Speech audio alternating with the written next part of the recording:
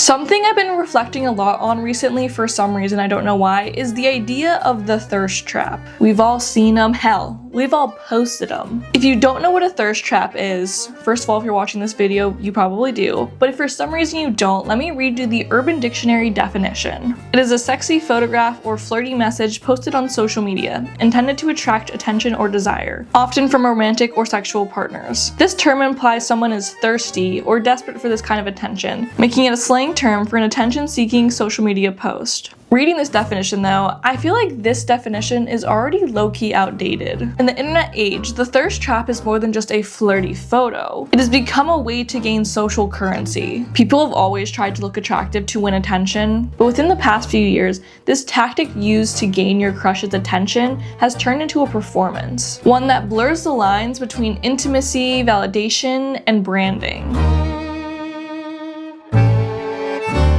Before we get into the current state of thirst traps, I want to take a little dive into just what they are and why we like them. In my opinion, there's three main components of the thirst trap: evolution, access, and fantasy. With evolution, it's pretty plain and simple. We're wired as humans to be attracted to people we think would be good mates. Way back when, this was maybe determined by how well someone could fight an animal or find berries or something. I don't know why I wasn't alive back then. But over time, it's obviously gotten a little bit more complicated than that, which is why we have men doing TikTok dances and people going nutso for them in the comments. But this wiring still remains. We see aspects of people, whether that be their pretty face, cool outfit, or crazy fucking body, whatever it may be that we see as an attractive trait in someone else. And we see that and we think, smash. I like that. These feelings release little endorphins in our brains because we find them attractive and we feel connected to them. Where I find this interesting is the fact that we get these thirsty feelings over someone we literally cannot see in real life and maybe don't even know. Well, yes, in the past, people put on their best outfits and got a little flirty in the hopes of grabbing someone's attention,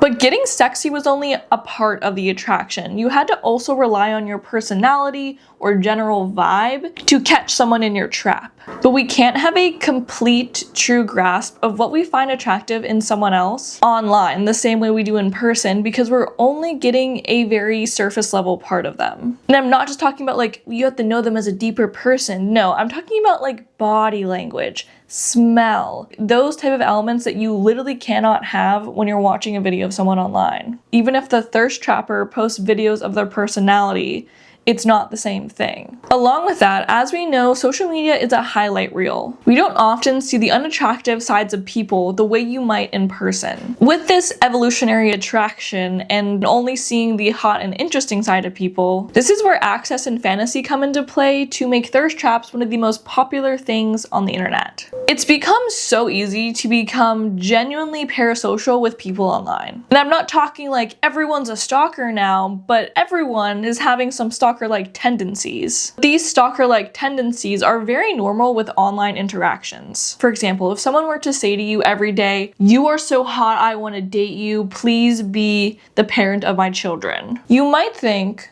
they're a little bit creepy. But if you're a loyal fan of a hottie online, you see these comments consistently flooding their posts. Anonymity also comes into play here, but I'll touch on that a little bit later. A lot of people who are in my online circles and who are active online are people who grew up regularly using the internet. For years, for many people, social media was a way to stay in touch and be connected to the people that you know in real life, or who you know through very personalized online groups, which makes sense and is normal by the way that society progresses. If the internet becomes more popular, like yeah, that's gonna be a way you keep in touch with people. But in the past few years, this connection has become more widespread and scattered. By this I mean it's become common to follow people that you don't know, and maybe only seeing a few posts before you become a part of their community. And I'm not saying this is bad. This is how online communities work, and I think it's a very fun element of the internet. But my point with this is how it's normal, completely normal to follow along and get invested with people that you don't know. And I'm not saying that is the issue here.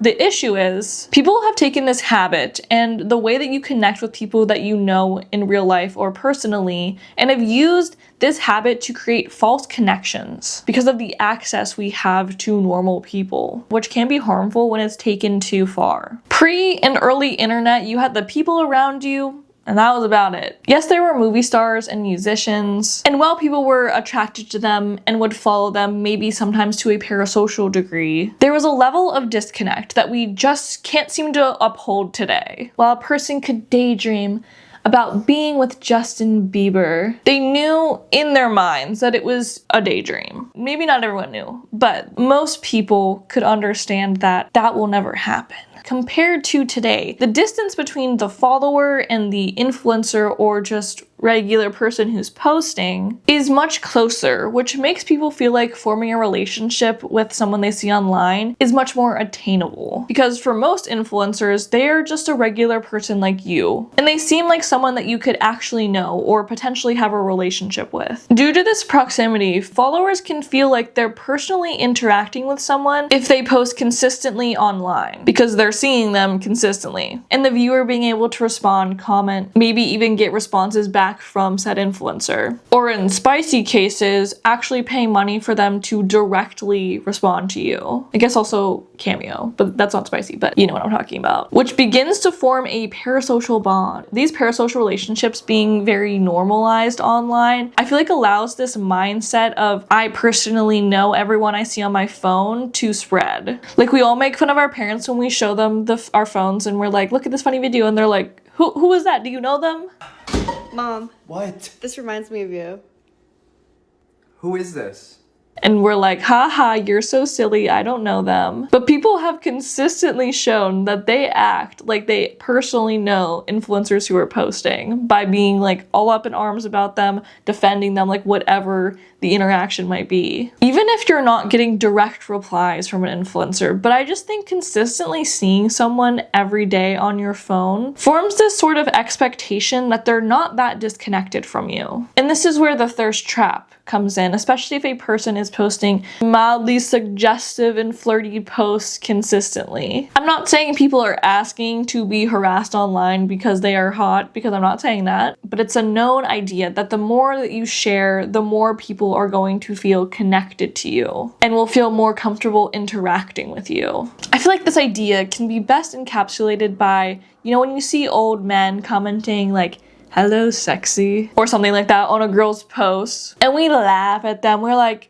that's never gonna happen for you, man. That's never gonna happen. But in a way, we're all kind of the old man saying hello sexy on people's posts when it comes to online interactions with influencers. Anyways, more and more people posting this type of content and low-key normalizing, if not encouraging, this type of parasocial behavior normalizes our feelings of getting gilly, kicking our feet when we see a hot person online. And this is where fantasy comes into play. POV, I'm your boyfriend protecting you from the bullies, or whatever the fuck a thirst trapper might put as the caption on their TikTok.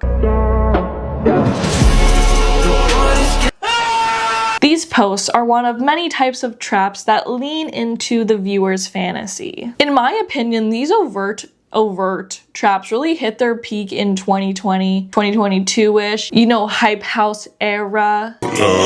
Because everyone was lonely and probably had too much time on their hands. But because of how popular they were at the time, I feel like it pushed for the tides to change on what a thirst trap can really be. Over the past few years, we've seen the goal shift from the thirst trap being for someone or like maybe a few people that you might want to gain attention from, and instead it has become a tactic to connect and grow a following thousands, millions of people. There's just so much more of what you can do with a thirst trap aside from just getting validation. You could literally maybe use it to grow a brand from literally being hot. No other skills required. And this idea and goal can work because at its core, the thirst trap is about desire and wanting people to hopefully interact with you. So yeah, just turn that up by 1,000 and you can use this core desire to garner many people interacting with you. Along with that, since COVID, there's been a widespread loneliness. And with that loneliness is vulnerability. It is kind of sad that people are able to fill their loneliness void by watching videos of someone post a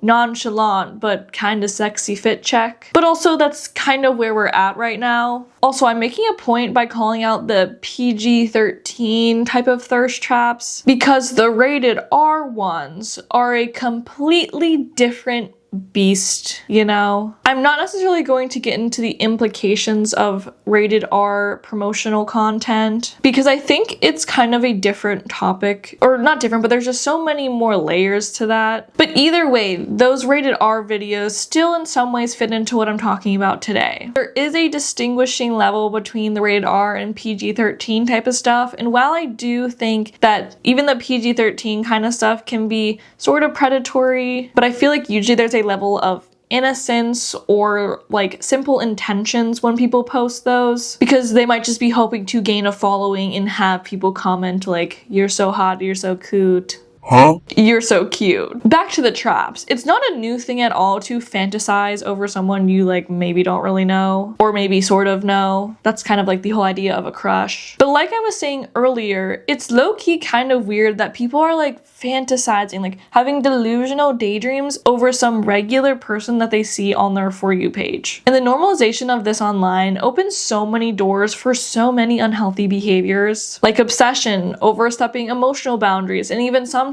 overstepping physical boundaries. We've seen many creators who might not even necessarily be thirst trappers come out about how harmful these literal delusional fantasies are to them. To end this section off, I'm not saying finding someone hot online and engaging with their content makes you a totally wacky person. Because, you know, I myself, I've engaged, I've followed someone who I thought was hot purely because they're hot before. Like, that is not below me by any means. But I think it's important to be aware of how you're posting personally, but also to be aware of how emotionally attached you're getting to the people that you see on your phone. Because it is not a real connection. Even if they say, "Baby girl, let me protect you, boyfriend POV," that is not real, and you should try not to get that much happiness from it. Just look and appreciate and keep it classy. Keep it classy. Now to pivot on to my next topic about this, social capital seems to be one of the most sought after things with young people today. Obviously, social capital usually goes hand in hand with like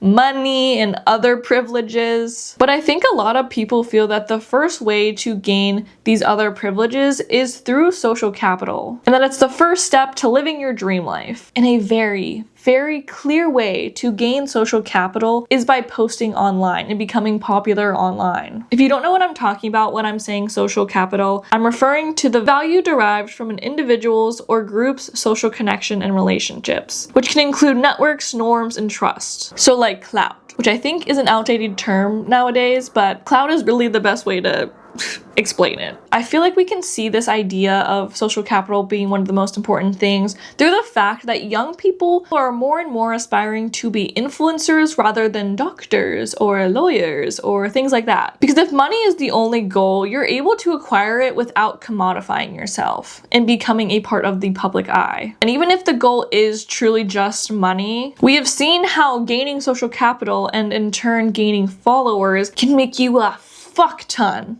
of money without necessarily learning how to do a skill necessarily. Like, yes, content creation is a skill, but not in the same way that like a doctor has skills required of them. There's a lot of ways to go about this on social media, but I feel like first and foremost, sex sells, baby. Okay, not always just blatant sexiness, but I feel like this phrase is very fitting to the idea that I'm talking about. I should say desire sells, because I'm not just talking about OF promotional content or sexually charged boyfriend POV videos, but I feel like there's also lower tiers of these thirst traps and content that are in the same vein, achieving the same goal. It's not a newfound idea to use someone hot to try to sell things, but I don't think people realize how they're being literally duped by a hot face. It can range from people pushing content pages to discreetly advertising products they're using, brands they're wearing, or just making AdSense from people watching their videos on a loop. There's a reason that the influencers who make the most money typically are the hot lifestyle girls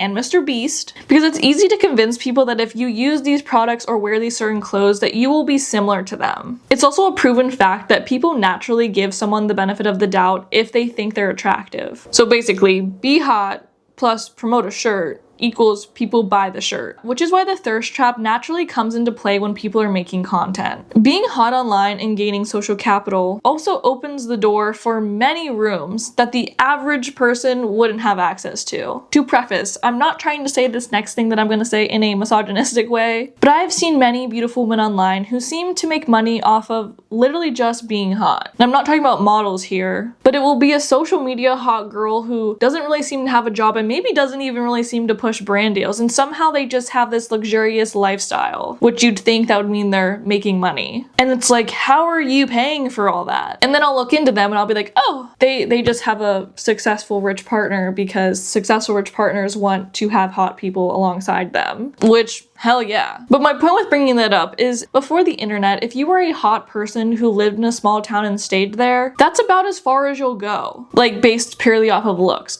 you know what I mean? Maybe you'll end up with another rich hottie in your town, but that was usually the reach. Now people are able to post online and be discovered for their looks, and their lives will go beyond the normal expectation. I'm not saying it's bad, but I'm saying it's a reason that young people online see being conventionally attractive and gaining social capital as a way to become successful. Alright, you know I gotta bring up the performative man trend. I do think this topic has been beaten to death, honestly. Like, we get it. I know what they are. I understand the issue. What I want to talk about today is how the performative man, especially in the way we know it, literally wouldn't exist without the thirst trap. Okay, that's like a slight exaggeration. Like obviously throughout history, men have been putting on facades to gain women's trust. But I don't think this rampant increase in them would happen without the thirst trap. So let me explain. I think for many years, we had this idea that the thirst trap was exclusively for the guys with the rock hard abs. A Zac Efron type, if you will. But as the alternative style, and I'm saying alternative style very loosely here, has become more popular, the thirst traps have evolved with them. If you are both those things, congratulations, you won the lottery for being alive in 2025. It's not as popular to look like the sexy frat boy anymore, or at least what I've been seeing online, but instead it's popular to be the cute, nonchalant matcha boyfriend, which has a much lower bar of entry, let's be honest here. Pretty much any man who puts on a good outfit and looks like they take care of themselves regularly has the ability for people to be lusting over them in the comments. And I know this because I've seen it with my own eyes. Sadly, feminine people aren't given this same opportunity because it is the expected standard of us, but I digress. The reason I think the thirst trap pushed this identity forward, because until recently, it wasn't as popular to be into feminine things as a man because of societal norms, until it got rewarded and validated by thousands, millions of people online. And I'm not saying this is women's or certain people's faults, because I don't think someone commenting on a indie boy's fit check saying like, wow, you're so hot, had the idea in mind that one day a whole bunch of people would take on this identity and use it as a facade because it gained them followers and had their followers thinking they were a certain type of person. But really, why else would so many men be Frenching in this way, aside from validation? And I'm not talking about the people whose values and identity align with this type of look, but I swear, people will come up on my For You page and they look like they are fresh out of a liberal arts college course, and I'll look deeper into them and they're like a fucking Republican or something. Like, it just doesn't match up always. Obviously, a lot comes into play when it comes to trends and fashion online, and you could argue because the internet gave men access to these new feminine hobbies and styles that they took it upon themselves naturally, which I think is true for some people. But I also think a lot of people saw how profitable it was to dress in a certain way and act a certain way, to uphold this illusion that you're just a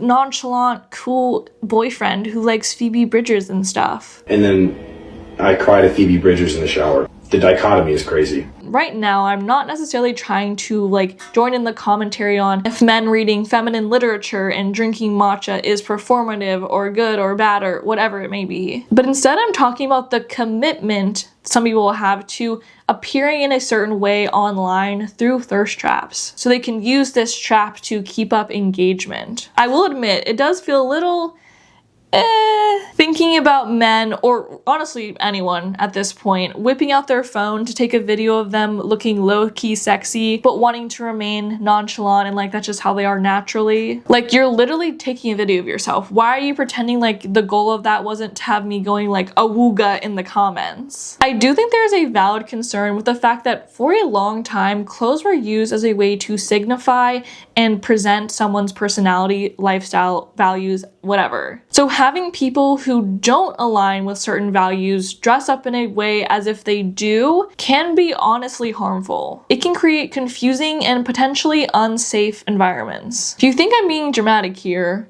no, I'm not. I think many people, including myself, have stories of feeling safe approaching someone because of the way that they present themselves. And then it turns out they're a damn villain. So it confuses us, like, what is the truth? Like, who is even safe anymore? If the gaslighters are holding a feminist literature book, like, what do we do then? Now, on to my last point. Thirst traps really give us the illusion that the grass is greener. By this I mean when we interact with thousands of hot people online and maybe even become invested in them, it can skew people's perceptions to think that everyone deserves a 10 out of 10 baddie. When that's not the case. I think this comes into play with dating, especially online dating, because we know these gorgeous people exist in the world and then we think that they're only one swipe away. So when all of our Hinge matches are just regular people, which is most of the population, it can be disappointing when it shouldn't be. Most people are regular, and that is completely fine. I'm not saying it's impossible to end up with someone who's out of your league, but it's not realistic. And having these parasocial relationships with the hot people we see online can hurt your ability to connect with the people in your real life, because real people are never going to wholly meet the expectations that you have of them. These expectations that are formed through thinking that someone is the perfect boyfriend, girlfriend, or partner that we see on our phones. The guy who posts fitted up to a Boy Genius song every day could be a massive asshole and you would never even know. So why set your standards to that illusion because you think they're hot? Thirst traps trick us into thinking that hot people are accessible and everywhere, when there's probably only a handful of hot singles in your area, let's be honest. So commenting on people's posts and shooting into people's DMs in the hopes of one day maybe they'll respond to you, you can form a fruitful relationship, that is unrealistic, and it's probably those DMs and those comments are falling onto deaf ears. I'm not saying don't shoot your shot if it's realistic, but don't let your algorithm parasocial relationship trick you into thinking that they're the person you're supposed to be with. No matter how many boyfriend POVs or hot lip sync videos you watch will actually make that person more attainable to you. Sometimes I think the way we interact with thirst trappers online is almost like the Joybot from Blade Runner, which in the movie is a character who is sort of a dating robot that people are able to buy and put their desires and whatever it may be onto. Obviously, hot people online are not robots, but people online do love to indulge their desires and fantasy onto these thirst trappers, which is kind of dystopian if you think about it. I started this video off in a very silly, light way, which I do think it is like still very silly and light and fun, but I think thirst traps are such an interesting example of how relationships and sexuality have shifted with the internet. When I first started writing this video, I looked up what would the equivalent be to thirst trapping before the internet, and all the comments that I saw on a post that asked that exact question were like, no freak, we went to bars, like go outside, there is no equivalent. Which made me giggle because yeah. Anyways, that's the end of the video. I hope you enjoyed it. Also, if I look a little bit different, I wonder why. I dyed my hair. I dyed my hair last October and it was so fun, so I decided to do it again, and I did it permanent this time, so I think it's gonna stick around a little bit longer. I think it's cute. Tell me you think it's cute in the comments. Don't tell me I look like a ghost, because I do, but now it feels more like fun and intentional. Anyways, thank you for watching. Like and subscribe, follow down below. Sorry this video took forever, like I've been so busy. But this was a really fun one to write and I hope you enjoyed.